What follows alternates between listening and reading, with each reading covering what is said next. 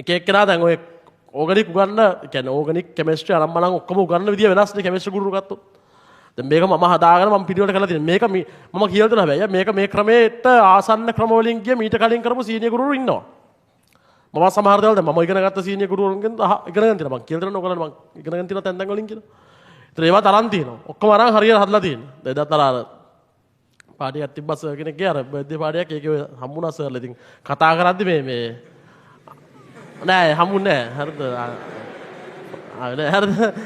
ඔයාලා මන් දන්නවා වාහනේ එක තමයි ඊළඟට කියලා හරිද මම දැක්ක කමෙන්ට්ස් වල දාලා මේමයි. මොන පාඩි නෙමෙයි මොන මගුලෙන් හම්බුණාත් මම කතා කරන්නේ නෑ. හරිද? වැරදිලා ආවත් දන්නවා. මොකද මම කතා කරොත් දැන් ඒ සිද්ධිය වෙලාවේ මගේ පැත්තට පෙනී සිටපු මගේ ගැන කතා කරපු මං ගැන මාව නිවැරදි ගන්න කතා කරපු ළමයි සෙට් එකක් ඉන්නවනේ. උන්ට නිකන් මං කලිසම ගලවලා පෙන්නුවා වගේ වැඩක් තමයි වෙන්නේ. මම එහෙම කවදාවත් සටන පාවා දෙන්නේ නැහැ. හරිද? ලොවෙත් නැහැ. ආය සීරියස් හරිද? කොහේ හරි තැනක ඔයාලා දැකලා තිබ්බොත් මම නිකන් මේ hina වෙලා කට්ටක් දාගෙන නිකන් දත් පිරිත් කරන කතා කරන දක්කොත් මට මේ මෙහෙම කරලා කතා කරන්න. හරිද? අනික් අය එහෙම ඇති මම එහෙම නැහැ. මට බෑ එහෙම. මට බෑ කියලා කියන්නේ මම ඒක මම සාමාන්‍යයෙන් මේ ගේම් එකට බැස්සොත් බහින්නේ සියලුම දේවල් අතහැරලා තමයි බහින්නේ. ඒ කියන්නේ ආ ඉදිරියට මින් ඉදිරියට මොන හේතුව මතවත් සම්බන්ධයක් උමත් එක්ක නැහැ කියන තැනින් ඉඳන් තමයි පටන් ගන්න. දැන් සමහරලාට ওই සර්ලා එළිය බැනගෙන පස්සේ හම්බුනාම රැයට කතා කරලා මේ යාළු වෙලා මේව වෙනවා. ඒක එහෙම ඇත්තටම එහෙම තරහ තියාගන්න ඕනෙත් නැහැ. ඇත්තටම ඒක හොඳයි. ඒ කියන්නේ දැන් කවුරු හරි දෙන්නේ රණ්ඩුනාට පස්සේ ඇවිල්ලා ආය ඕන්තරකින් හම්බෙලා කතා කරලා ඇත්තටම සුහද වෙන එක හොඳයි. ඒක හොඳ මිනිස්සෙක්ගේ ලක්ෂණයක්. මම හොඳ මිනිස්සෙක් නෙමෙයි. එච්චරයි. හරිද? ඒ කියන්නේ මට බෑ එහෙම. කියන්නේ මට අර මොකක් හරි මම වැරද්දක් නැතුව මට වැරද්දක් මේවා කරලා මාව මේවා කරන්න හදුවාට මම මේ තරහ තියන් ඉන්නේ. ආ ඒක මට කියලා දෙනවා ඔක කොහොම කරන්න එපා හොඳ නෑ මනුස්සකමට හොඳ නෑ මට මනුස්සකමක් නෑ දැන්. හරිද? ඒ කියන්නේ ඒ අදාළ පුද්ගලයා කෙරේ විතරක් මනුස්සකමක් නෑ. දැන් මම එදා හම්බෙද්දි මම ගිහිල්ලා අර හිටපු සීනියර් සර්ලා ඔක්කොම ගාවට ගිහලා මම කතා කරා. මම හොයාගෙන ගිහින් කතා කරා. මම කියන්නේ අපිට සාමාන්‍ය ෆීල්ඩ් එකේ සීනියර් අය වොන්තරන් ඉන්නෝනේ. ගිහලා කතා කරා. කිසිම අවුලක් නෑ. හරිද? මම එහෙම ගිහලා අනිවාර්යෙන් කතා කරා. කතා කරා ගොඩක් වෙලාවට සමහර සර්ලා හම්බුණා දැන් ඔය සර්ලා ඉන්නවා බං ඔය සීනියර් සර්ලා දැන් සමහරලා ළමයින්ගේ අර ඔළුවේ තියනනේ වැරදි ඉමේජ් තියනනේ මෙයා හොඳ නෑ අරයා හොඳ නෑ කියලා. ඔය සර්ලාගේ මේ අර ඔය කියන සමහර තැන්වල මම දැකලා තියෙනවා රණ්ඩු වලදී අර වලි වලදී එහෙම අර සමහරලාට සමහර කට්ටිය බැනුම් අහගන්න. එතකොට අර මේ දැන් සාමාන්‍යයෙන් මම අර නම් වශයෙන් කියන්නත් පුළුවන් නොකිය ඉන්නත් පුළුවන්. සමහර අයගෙන් ගිහිලා අපි මොකක් හරි උපදේශයක් ඇහුවා කියන්නකෝ. හරිද? උපදේශයක් ඇහුවාම සාමාන්‍යයෙන් මේ අර තන්න අත්දැකීම් ටික ඔක්කොම දාලා සම්පූර්ණ දේවල් ටික කියලා දෙනවා කිසිම අවුලක් නැතුව. ඒ උපදේශ ටික දෙද්දි තේරෙනවා මේ මිනිස්සයා මාර දෙයක් මේ අපිට කියන්නේ කියලා. ඒ කියන්නේ අර සමහරලාට ඔය චෝදනාව තියනවනේ උඩ ඉන්න අයගෙන් පල්ලෙහා ඉන්න අයට උදව් නැහැ කියලා. මට නම් සාමාන්‍යයෙන් හැම වෙලාවෙ තියෙන හරිම කලාතුරකින්. හරිද? දැන් අපේ ෆීල්ඩ් එකේ මේ කියන්නේ මම වෙන සබ්ජෙක්ට් නැතුව අපේ කෙමිස්ට්‍රිම කියනකොට දැන් ඔය බද්ධ දාන්සර්ලා එහෙම ගන්නකො. දැන් බද්ධ දාන්සර් එහෙම සාමාන්‍ය ගොඩක් කලාට ගොඩක් තැන්වලදී හම්බ වෙනවා. හරිද? කේසිරි සර් වඩුවෙන් හම්බ වෙන කේසිරි සර් ගොඩක් කලාට එන්නේ නැහැ ෆන්ක්ෂන් වලට. මේ බද්ධ දාන්සර් සාමාන්‍යයෙන් එනවා. මලගයක් තිබ්බත් එනවා. හරිද? එතකොට මේ එතෙන්දී අර අපි මොකක් හරි දෙයක් ගිහලා අකටකින් සර්ගෙන් ඇහුවොත් එහෙම අර මාර විදියට ඒක පැහැදිලි කරලා කියනවා. ඒ කියන්නේ මේ ෆීල්ඩ් එකේ දැන් පරණ අත්දැකීම් තියෙනවනේ ටියුෂන් වල අත්දැකීම්. කෙමිස්ට්‍රි ප්‍රශ්න නෙමෙයි. ටියුෂන් එකේ අත්දැකීම්. මාර විදියට කියනවා. එහෙමයි උචිත් මෙහෙම මේ විදියට තමයි යන්න ඕනේ. මම දැන් 80 ගණන් වල පන්ති පටන් ගන්න තියෙන්නේ. ඉතින් 83 84 කොහොද පන්ති පටන් ගන්න තියෙන්නේ. හරිද? ඒතකොට දැන් අවුරුදු මං හිතන්නේ 40 ගණන් ටියුෂන් එකේ අවුරුදු 42ක්. ඒතකොට ඉතින් සාමාන්‍යයෙන් මේ අපිට කියනවා මෙන්න මෙහෙමයි. මම ඒ දවස්වල මෙහෙම කරේ. මෙන්න ওই වගේ ප්‍රශ්නයක් ආවා මම මේ විදිහට වැඩ කරේ. කියලා කියනවා. ඒ කියද්දි තේරෙනවා මේ කියනවා මේ බොරුවට අන්දන්න කියනවා නෙමෙයි මේවා මේ ඇත්තටම බොක්කෙන් කියන දේවල් කියලා තේරෙනවා. ඒතර අර සීනියර් ගුරුවරු ගැන අර හෙන ගෞරවයක් සහ මේ ආදරයක් ඇති වෙනවා අපට. පොඩි අය විදියට. ෆීල්ඩ් එකේ පොඩි අය විදියට. ඒක තියාගන්න සීනියර්ස්ලා දැනගන්න ඕනේ. හරිද? ඉතින් ඒතකොට අර මෙහෙමයි අර සාමාන්‍යයෙන් මම ඒක අර කලින් සිද්ධිය කිව්වේ. දැන් එදත් අර මුතුගල් සර්ගේ ෆිල්ම් එක ඉන්ට්‍රොඩියුස් කරන වෙලාවත් ඔය අදාළ මිනිස්සයා හිටියා. ඇත්තටම මම අර සම්පූර්ණ ගෲප් ෆොටෝ එක ගහනවා ඉතින් මට ඉන්න බෑ එහෙම. ඒ කියන්නේ මට අර මගේ ඇඟ නලියනවා අත් නලියනවා අර ඒ ඇඟෙන් එනවා ඊට පස්සේ. හොඳ නෑනේ එහෙම කරන්න. එතන අර ෆන්ක්ෂන් එක ගන්න හරිද? ඒ කියන්නේ ගෲප් ෆොටෝ එක ගන්න වෙලාවට මම හිටියා මම ආවේ එළියට. මට එන්නත් එපාකෝ මට අර කීප දෙනෙක් බැන්නත් එක්ක යද්දි මේ පිස්සු කෙරෙන්නේ නැතුව මේ මෙතන තමයි ගෲප් ෆොටෝ එක ගන්න කියලා. මට අර ඒ වෙලාවේ අර සිද්ධිය වෙලා අර උච්චතම අවස්ථාව හිටියේ මගේ මොකක් හරි මගේ හොඳ නෑනේ මගේ හැසිරීම. මොකක් හරි වෙගෙන මම ඉතින් ඊට පස්සේ එළියට ගියා. හරිද? මේ අවුලක් නෑ කියලා. සර්ට හොඳ නෑනේ මුතුගල් සර්ට මේ කොච්චර වැදගත්ද දෙක දෙන කරන වෙලාව අපි ගිහිල්ලා එතන නිකන් අර මොකක් හරි සිද්ධියක් වෙන්නේ නෑ. පුළුවන් තරම් කන්ට්‍රෝල් වෙලා හිටියේ.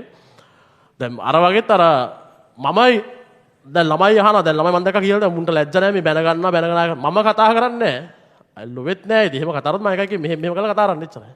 මොකද ළමයි ඇවිල්ලා අපේ පැත්තට ළමයි ඇවිල්ලා අපේ හොඳ කියලා අපි කරපු හොඳ ගැන කතා කරලා ළමයි අපිව නිවැරදි කරන්න කතා කරද්දී මම ගිහිල්ලා ආය කට්ටක් දාගෙන ඉන්න බෑනේ අපෝ මට විල්ලැජ්ජා බෑ ඊට හොඳයි මේ හෙළුවෙන් හිටියා නේ හරිද ආය කතා දෙක කරන්න ඒක මම කළු අවුරුදු 5කින් හරි බලන්නකෝ ඒ කියන්නේ ඔයාලා පන්තියෙන් එක ඉවරලා දැන් අවුරුදු 5ක් 10ක් හරි ගිහිල්ලා කවදාද දවසක දත් පිරිත්තගෙන ඉඳීද බලන්න කියන්නකෝ ගිහිල්ලා මම අතෑරියොත් අතෑරිය එච්චරයි මගේ හැටි ඉතින් ඉස්සර ඉඳන් ඒ කියන්නේ යාළුකම් මිත්‍රකම් ඒවා මාර විදිහට මම ගලු කරනවා මම දන්නේ නැති ඔයාලා මේ මම විදිහට හැදෙන්න බෑ ඒක මම නරකයි හරිද මම විදිහට හැදෙන්න බෑ ඒ කියන්නේ ඕන්ලාක ඕන් දෙයක් වුණාම ඕන් සිද්ධියක් අමතක කරලා කතා කරන්න පුළුවන් ලෙවල් එකකට ඉන්න මට එහෙම කරන්න බෑ මොකද මම අර යාළුකම් වලට මිත්‍රකම් වලට සහෝදරකම් වලට නෑදෑකම් වලට ඔක්කොම මාර විදිහට රෙස්පෙක්ට් කරනවා මම ඉන්නේ බොක්කෙන් මට මොකක් හරි බොලොක්කෙන් වැඩක් කරොත් එහෙම එතන ඉඳන් මම ඊට එහා අන්ත විදිහට තමයි හැසිරෙන්නේ මොකද මම කවදාවත් එහෙම කරන්නේ නැහැ. ඒ කියන්නේ මම අර දැන් සාමාන්‍ය මේ ලෝකේ දැන් මේ වෙනකොට මිල අධිකම දේ මොකක්ද කියන්නකො සාමාන්‍ය?